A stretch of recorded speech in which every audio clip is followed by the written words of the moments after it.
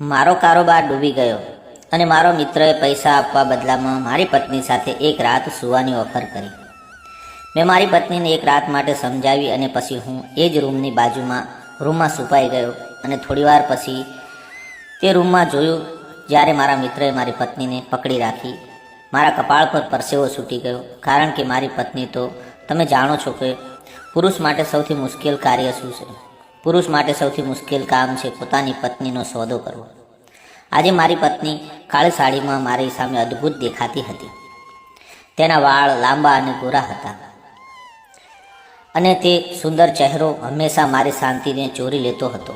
તેનો આજનો મેકઅપ કોઈ બીજાનો હતો અને શરમ એ વાતની હતી કે હું બધું જાણતો હતો. તે સુંદરતા પર એક નજર નાખી અને મારી આંખો નીચી કરી લીધી. મારા હૃદયમાં કેવો તોફાન ચાલતો હતો. આ સમયે મારા કરતાં વધુ સારી રીતે કોઈ જાણતું ન હતું. મારા મિત્રની કાર બહાર પાર્ક કરેલી હતી અને ડ્રાઈવર મારી પત્નીને આવવાની રાહ જોઈ રહ્યો હતો, જેથી તે તેને હોટલમાં રૂમમાં લઈ જઈ શકે અને આજની રાત કદાચ કયામતની જેમ મારા પર પડવાની હતી. પણ સવારનો સૂરજ મને આ ટેન્શનમાંથી મુક્ત આપવાનો હતો. પણ આ રાત પસાર થવી ન હતી. આજની રાત મારા માટે ખૂબ જ જોખમી હતી. જેમ જેમ રાત વધતી ગઈ તેમ તેમ મારી બેચેની વધી રહી હતી. એવું લાગ્યું કે હું શ્વાસ પણ લઈ શકતો નથી. બસ મારી આંખની સામે મારી પત્નીના વિચાર આવી રહ્યા હતા. મારા કાનમાં તેના રડવાનો અવાજ સંભળાતો હતો. રૂમમાં તેના આંસુ લાચારીથી વહેતા હતા. હું એટલો બેચેન બની ગયો કે હું ઊભો થયો અને આજે મારી પત્નીને બીજી કોઈ સાથે હોય તે સહન કરવું મારા માટે ઘણું મુશ્કેલ હતું. ત્યાંથી હું ઘરની બહાર આવ્યો અને હવે હું સીધો હોટલ તરફ ગયો જ્યાં મારી પત્ની ગઈ હતી. જેમ જેમ હું હોટલની નજીક જતો ગયો તેમ તેમ મારા હૃદયની સ્થિતિ વધુ ખરાબ થતી જતી હતી. જાણે મારી આંખોમાંથી લોહી ઉતરી રહ્યું હોય અને પહેલાંની જ મારા મિત્રને મળવાનું મને મન થઈ રહ્યું હતું. હું હોટલ ઉપર પહોંચ્યો અને મારે રિસેપ્શન પર મારા મિત્રનું નામ રહ્યું હતું. પૂછ્યું કે આ કયા રૂમમાં છે, ત્યારે વિચિત્ર સ્મિત સાથે હસીને કહ્યું તેઓ આજની રાત માટે ખાસ રૂમ બુક કરાવ્યો છે અને એવું પણ કહેવામાં આવ્યું છે કે તેને પરેશાન ન કરવામાં આવે. મિત્રો, ડ્રાઈવર મને થોડો પૈસા આપી ગયો હતો અને મેં કહ્યું કે મારે આ રૂમની બાજુમાં જ એક રૂમ જોઈએ છે. મારી બેચેનીની વેદના વ્યક્ત કરવા માટે સમયના શબ્દો ન હતા. રૂમની ચાવી મારી સામે હતી અને હું તે રૂમમાં બરાબર બાજુવાળા રૂમમાં ગયો. બંને રૂમની વચ્ચે ગેલેરીની દિવાલ હતી. મારા માટે મુશ્કેલી ન હતી. હું ધીમેથી દિવાલ પાસે ગયો અને મારા મિત્રના રૂમની ગેલેરીમાં પ્રવેશ્યો. મારા ખીચામાં એક ધારદાર છરી હતી અને મેં તે મારી નાખવાનું નક્કી કરી દીધું હતું. પણ ગેલેરીનો પાછળનો દરવાજો ખોલતા જ રૂમની અંદર જે દ્રશ્ય જોયું તે જોઈ મારા હોશ ઉડી ગયા. છરી મારા હાથમાંથી જમીન પર પડી ગઈ અને મારા હાથમાં ધ્રુજતા હતા.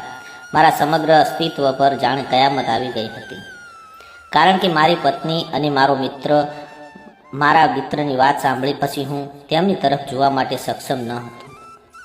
અમે એક રેસ્ટોરન્ટમાં બેઠા હતા અને મારી સામેના ટેબલ ઉપર એક વિવિધ પ્રકારના બર્ગર પડ્યા હતા.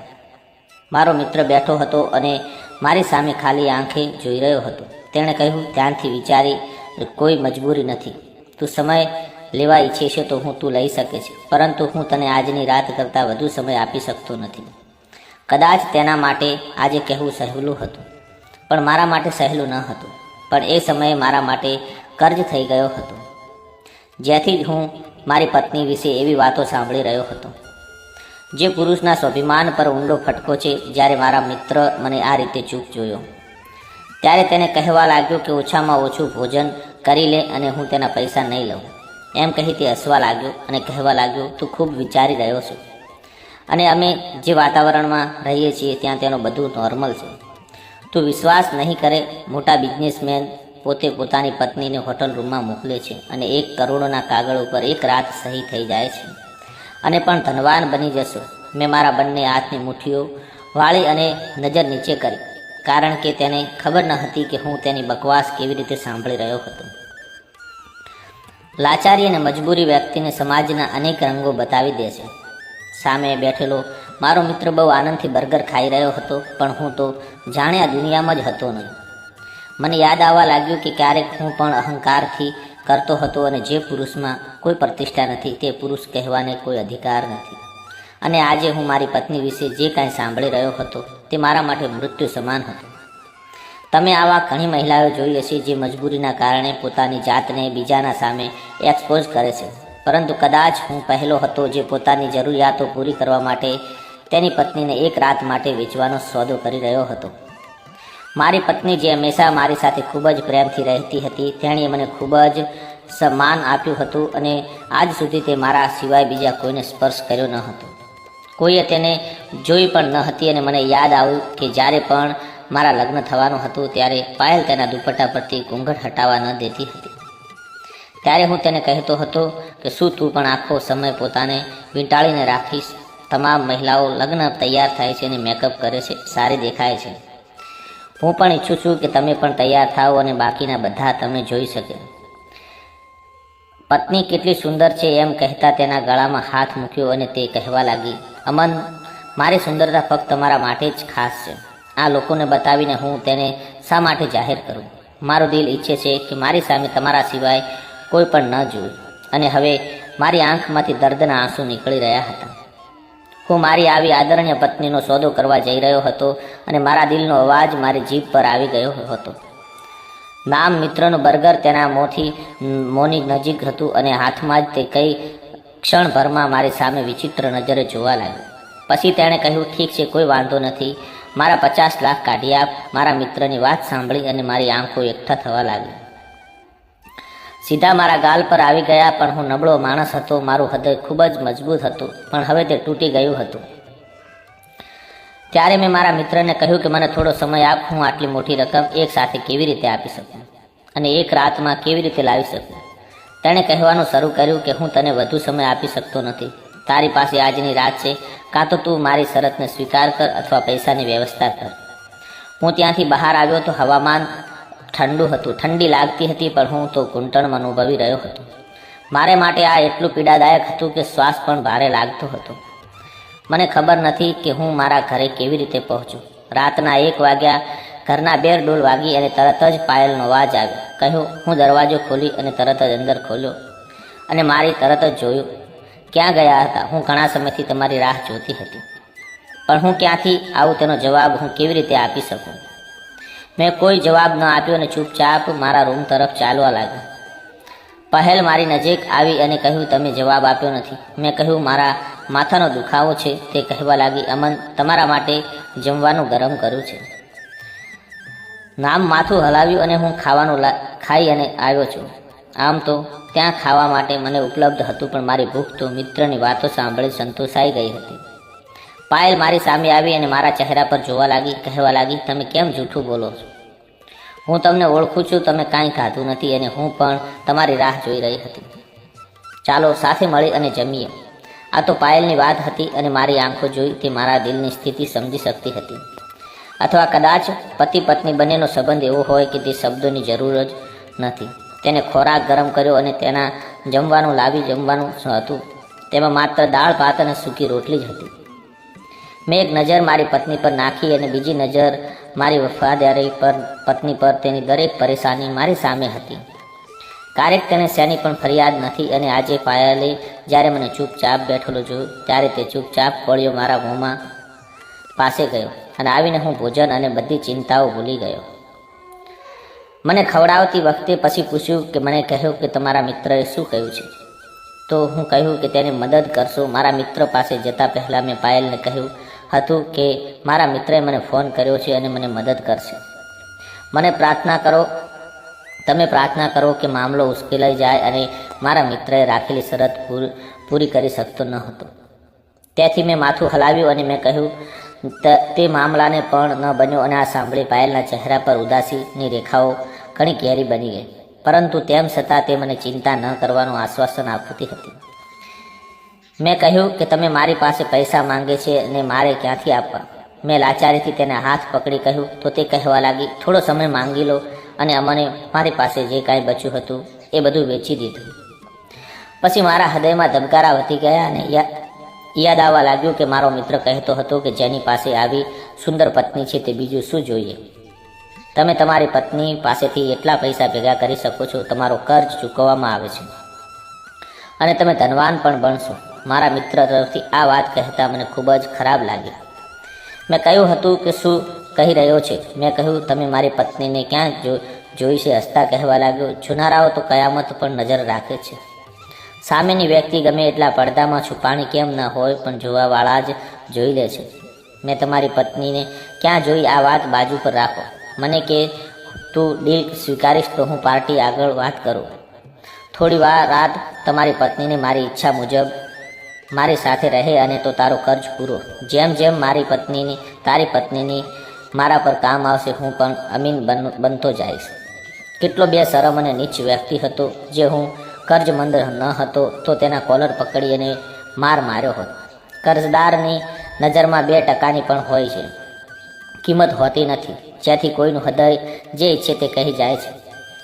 જરા જવાબ આપો. તે કહે છે કે પૈસા કાઢ. મને ખબર નથી કે હું રાત્રે આ વિશે વિચારતો રહ્યો છું. સૂઈ ગયો, પરંતુ સવારે કોઈ ખરાબ રીતે અમારો દરવાજો ખખડાવ્યો તો હું અને પાયલ તરત જ રૂમમાંથી બહાર આવ્યા અને મને મેઇન ગેટનો દરવાજો ખોલ્યો તો સામે મારો મિત્ર પોલીસની ગાડી લઈને ઊભો હતો. પોલીસ સાથે એક કોન્સ્ટેબલ હતો. તે મારી ધરપકડ કરવા આવ્યા હતા. મારા મિત્રએ કહેવાનું શરૂ કર્યું કે આ માણસે મને મારા પૈસા આપ્યા નથી, પરંતુ કંગાલ થઈ ગયો છે અને તેના પાસે મને દેવા એક પણ પૈસા નથી. તેથી તેને પકડો અને જેલમાં બંધ કરો. ઓફિસર મને પકડે તે પહેલાં પાયલ કદાચ પાછળથી મારી સામે જોઈ રહી હતી. તેને કહ્યું, ભગવાન ખાતર મારા પતિને ન લઈ જાઓ. બસ અમને થોડા સમય આપો ભાઈ, અમે તમારા બધા પૈસા ચૂકવી દઈશું. આ સાંભળી મારો મિત્ર હસવા લાગ્યો અને બોલ્યો, હું તમારા પર ખૂબ જ સરળ રહ્યો છું. તમારા પતિને મંજૂર નથી. પછી તેણે કહ્યું, તે પૈસા ચૂકવવા માટે બિલકુલ શક્તિ સમક્ષ નથી. તેની પાસે આ સમયે કાંઈ નથી. તે મારો કર્જ ચૂકવી શકે. તમે તમારી વાત કહો અને મારો કર્જ ભરશો. પાયલ કહેવાનું શરૂ કર્યું, હું લોકોના કપડાં સીવું છું. હું દર મહિને મારાથી જેટલી પણ રકમ થઈ શકે હું તમને આપીશ. આ સાંભળી મારા મિત્રએ માથું નીચું કરી હસવા લાગ્યો અને કહ્યું, 50 લાખ રૂપિયા ચૂકવવાના છે, 50,000 નહીં. તે કહેવા લાગ્યો કે ભાઈ, તેને જેલમાં પૂરો. આ સાંભળી અને મારી પત્ની દુપટ્ટા વડે ચહેરો છુપાવી અને બહાર આવી. તેણે મારા મિત્રની સામે વિનંતી કરવાનું શરૂ કર્યું કે ભગવાન માટે મારી પતિની ધરપકડ ન કરો. મારા મિત્રે તેને કહ્યું, ઠીક છે, જો તમારા પતિ મારી શરત સ્વીકારે તો હું તેને છોડી દઈશ. પહેલાં મને પૂછવા લાગી કે તમે તેની શરત કેવી સ્વીકારતા નથી. મેં કહ્યું કે આ શરત સ્વીકારી શકાય તેમ નથી પાયલ, તેને કાંઈ ખબર નથી. પાયલ, તું અંદર જા. પણ તે મારી ધરપકડ સહન કરી શકતી નથી. તે તેના મિત્રને કહેવા લાગી, રાહુલજી, હું અમનને મનાવીશ અને તમારી શરત પૂરી કરશું. ભગવાન ખાતર તેમને પોલીસ સ્ટેશન ન લઈ જાઓ. આ સાંભળી મારા મિત્રએ પોલીસ કર્મીઓને સંકેત આપ્યો કે તે ત્યાંથી જીપથી પાછળ ચાલ્યા ગયા. મારા મિત્રએ કહ્યું, ચાલો અંદર જઈને વાત કરીએ. મારી પાછળ મારા ઘરમાં પ્રવેશ કર્યો. પણ આ વખતે મારા મિત્રએ પાયલને કહ્યું હતું કે તેણે કહ્યું કે અમનને અગાઉ પણ કહ્યું હતું કે તેણે મધ્યમ વર્ગમાં અપનાવવો જોઈએ, મધ્યમ માર્ગ અપનાવવો જોઈએ અને હું પૈસાની વાત એકદમ નીચ માણસ છું. આ સાંભળી પાયલ લડવા લાગી. કહ્યું, તમે મને કહો છો કે અમને શું કરવાનું છે? મારો મિત્ર એક બદમાશ હસી રહ્યો હતો અને પાયલ સામે વિચિત્ર આંખોથી માથાથી પગ સુધી જોઈ રહ્યો હતો. પછી તેણે કહ્યું કે તમને અમને કહ્યું નથી. પાયલે ના માથું હલાવ્યું અને મારો મિત્ર કહેવા લાગ્યો કે જો મારી શરત સ્વીકારશે તો હું તેને ધંધા માટે સારી એવી રકમ આપીશ, પણ તમારે તેના પ્રયત્નો કરવો પડશે. આટલું કહી તે પાયલની નજીક જવા લાગી. પણ હું વચ્ચે આવી ગયો અને મેં મારા મિત્રને હાથ જોડી પાછળ ધકેલી દીધો અને કહ્યું, મારી પત્ની આવું કાંઈ નહીં કરતું. અહીંયાથી ચાલ્યો જા અને તારાથી જે થાય તે કરી લે. ભલે મને પોલીસ પકડી લે અથવા મને ફાંસી પણ લટકાવવામાં આવે. મારી વાત સાંભળી અને પાયલ લડવા લાગી, કહેવા લાગી, અમન, તમે ચૂપ રહો. મને પૂછવા દો કે તે શું કામ છે. મેં કહ્યું, તને ખબર નથી આ માણસ શું કહી રહ્યો છે. પરંતુ પાયલ કહેવા લાગી કે હું તમને ક્યારે જેલમાં સરિયા પાછળ જવા નહીં દઉં. પછી મારા મિત્રએ પાયલને તેની શરત કહી અને થોડીવાર માટે મારા મિત્રને પહોળી આંખોથી જોવા લાગી. પછી તેણે મારી સામે એક નજર નાખી અને તરત જ તેનું નીચું જોવાનું શરૂ કર્યું. પછી તે રોકાઈ નહીં અને રૂમમાં ચાલી ગઈ. મારો મિત્ર કહેવા લાગ્યો, જો તમે સંમત છો તો પણ જણાવો, નહીં તો પછી હું કાલે પોલીસને લાવીશ. આટલું કહી તે ચાલ્યો ગયો. 2 કલાક પછી પાયલ બહાર આવી અને રડતા રડતા તેની આંખ સૂજી ગઈ હતી. તે પોતે આવી અને મારી પાસે બેઠી અને કહેવા લાગી, તમે તમારા મિત્રને કહી દો, મને નવાઈ લાગે છે. તેની સામે જોયું અને મેં પાયલને કહ્યું, હું આ જવાબ સહન કરી શકતો નથી. અને તે રડવા લાગી અને કહેવા લાગી, તો હું પણ તમને જેલમાં જતા જોઈ શકતી નથી, અને તમે શું વિચારો છો તે જેલમાં જશો તો મારું શું થશે? હું કોઈ પણ રીતે ઘરે એકલી સુરક્ષિત રહી શકીશ? પાયલની વાત સાંભળતી સાચી હતી. જો હું જેલમાં ગયો તો પાછળથી કોઈ પણ રીતે તેની સાથે કાંઈ પણ કરી શકીશ, પરંતુ તેમ છતાં મારું હૃદય આ માટે સંમત ન હતું. હું મારી પત્નીને કેવી રીતે આ દલદલમાં ધકેલી શકું, અને મારી પાસે જે કાંઈ વિકલ્પ ન હતો. પતિ માટે બહુ મુશ્કેલ કામ છે. મારા મિત્રને ફોન કરી અને કહ્યું, તારી શરત મંજૂર છે. સાંભળીને કહ્યું, તમે બહુ અક્કલમંદીનું કામ કર્યું છે. પછી બીજા જ દિવસે તેના ડ્રાઈવર સાથે તેણે મારી પત્ની માટે પહેરવાના કપડાં મોકલ્યા હતા, જે પહેરી તેણે હોટલ જવાનું હતું. પાયલના ગયા પછી મને શાંતિ નહોતી, એટલે હું હોટલ તરફ દોડી ગયો. મારા મિત્રએ તેના ડ્રાઈવર સાથે મને અગાઉથી કેટલાક પૈસા મોકલાવ્યા હતા. મેં તેની બરાબરનો એક રૂમ લીધો હતો. તેની ગેલેરીમાં કૂદી ગયો હતો, અને જ્યારે મેં અંદર જોયું તો મારો જીવ નીકળી ગયો. મારી પત્ની મારા મિત્ર સાથે હસતી હતી અને સાથે વાતો કરતી હતી. કહેતી હતી કે હું તો સમજતી હતી કે હું તમને ફરી ક્યારે જોઈ શકીશ નહીં, કારણ કે અમન ખૂબ જ ઊંડા દરિયાનો પ્રકાશનો વ્યક્તિ છે. તેથી મારે એક સમજદાર અને સારી પત્ની હોવાનો ઢોંગ કરવો પડ્યો હતો, જેથી તે મારા પર શક ન જાય. મારો મિત્ર કહેવા લાગ્યો, જોઈ લો મારી અક્કલનો કમાલ. તે બધા પૈસા પણ પડાવી લીધા, અને તેની પત્નીને પણ કહેવા લાગ્યો, તે તો મૂર્ખ બની ગયો. પણ એવું કાંઈ નથી. મને યાદ આવવા લાગ્યું કે જ્યારે મારો મિત્ર મારી સાથે ભાગીદારીમાં કામ કરવા આવ્યો ત્યારે મારી પાસે સારી એવી રકમ હતી. જગ્યા તેની હતી અને વસ્તુ મારી હતી. અમે લાખોની કિંમતમાં જૂતા કે હાઉસ રાખ્યો હતો, જેથી અમે તેને વહેલી તકે વેચી શકીએ અને મને નફો મળી શકે. મારા મિત્રએ મોટા સપના બતાવ્યા હતા, પરંતુ એક રાત્રે હું સૂતો હતો તો તેનો ફોન આવ્યો કે તેના હાઉસમાં આગ લાગી છે. ઝડપી પહોંચ્યો. હું ત્યાં પહોંચ્યો તો આખું વેર હાઉસ આગમાં લપેટાયેલું હતું. ફાયર બ્રિગેડ આગ બુઝાવવાની કામગીરી હાથ ધરી ચૂકી હતી. મારા પિત્રએ કહ્યું કે તમામ સામાન બળીને રાખ થઈ ગયો છે.